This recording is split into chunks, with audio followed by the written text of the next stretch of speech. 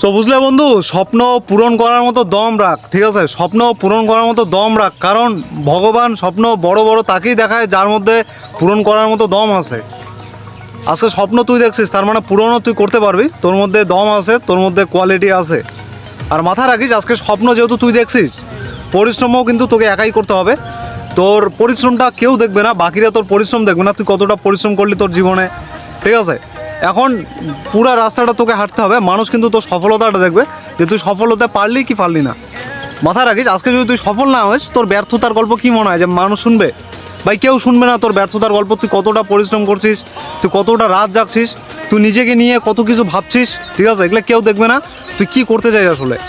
আর একটা কথা মাথায় রাখিস, আজকে তুই যদি ব্যর্থ হয়ে যাস, ঠিক আছে, হয়ে গেলে ব্যর্থ, তো ভাই তোর কি মনে হয় যে তোর গল্প, ব্যর্থতার গল্প তুই মানুষকে শোনাবি, মানুষ শুনবে? ভাই কেউ শুনবে না। কেউ সফল হতে পারবে যতদিন তুই কিছু করতে পারবি নিজের জন্য, ঠিক আছে? এই জন্য নিজের জন্য কিছু করো, পরিবারের জন্য কিছু করো, কিন্তু করো ভাই।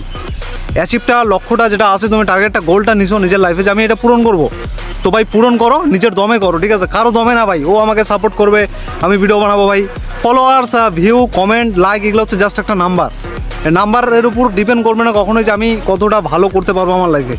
এগুলো জাস্ট একটা নাম্বার, ঠিক আছে? তো তুমি তোমার লাইফে বেস্ট করবা, তো নিজের দমে করো, আর অবশ্যই পারবা, চেষ্টা করো, ঠিক আছে?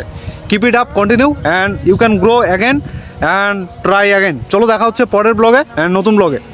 ধন্যবাদ।